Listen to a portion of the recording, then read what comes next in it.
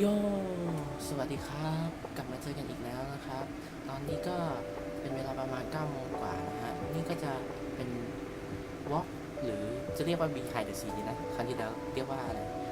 มันก็คือเป็น behind the scene นะครับครั้งที่3ของเราเพราะว่าวันนี้เราจะไปถ่ายรูปกันจะเห็นได้ว่าตอนนี้โลเคชั่นไม่เหมือนเดิมนะครับเพราะตอนนี้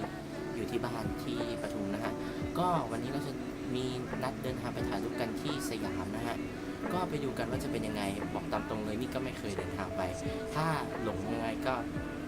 เอาใจช่วยกันนะครับก็แบบขึ้นเลย #pray for me นะฮะก็ไปดูกันนะว่าจะเป็นยังไงก็เดี๋ยวตอนนี้ขอเตรียมตัวไปจัดกระเป๋า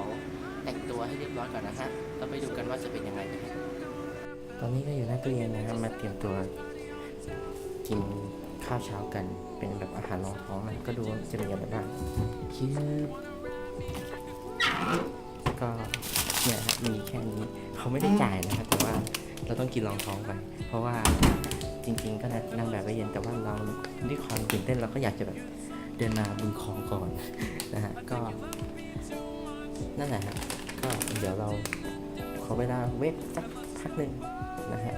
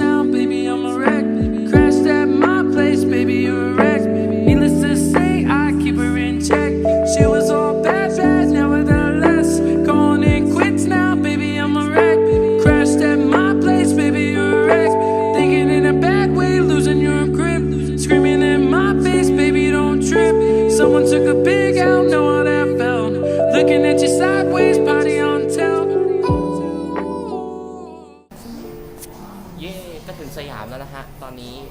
หลังจากที่หลงไปไกลถึงนนทบุรีก็ตามตอนนี้นะฮะก็อยู่กับนางแบบแล้วเดี๋ยวให้นางแบบเปิดตัวเลยนี่ครับนางแบบสวัสดีค่ะชื่อโปรแกรมค่ะตอนนี้เรียนปี 1อยู่คณะพยาบาลอยู่พยาบาลเป็นพยาบาลสภากาชาติค่ะ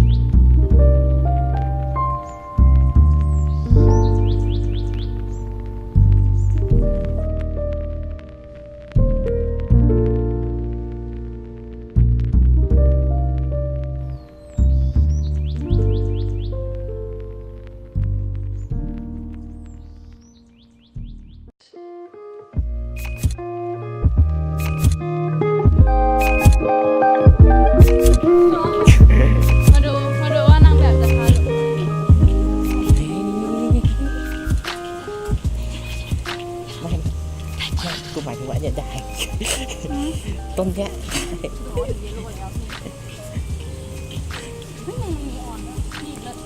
ถึงแล้วค่ะ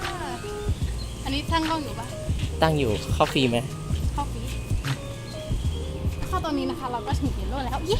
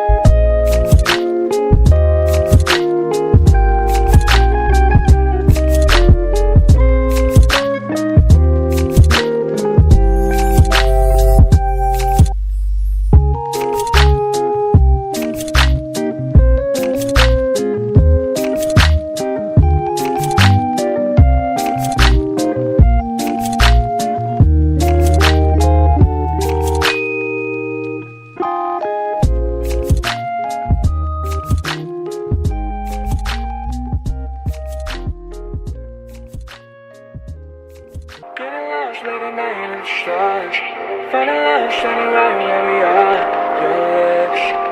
they pull me. โยกลับมาเจอเราอีกครั้งนะฮะตอนนี้ก็เป็นเวลากลางคืนละกี่โมงก็ไม่รู้ ตอนนี้ก็คืออยู่ในสยามนะฮะท่ามกลางกลางคืนวิวด้านหลังคือรูปท็อปมากตอนนี้ก็นั่งแบบคนเดิมนะก็ไปดูกันว่าจะเป็นยังไงเพราะว่าวันนี้ก็แบบเราจะมาเร่งทำเวลากันสุดๆโอเคครับไปดูกัน Anywhere, babe. It's like Paris in the rain. When I'm with you, when I'm with you. Paris in the rain, Paris in the rain.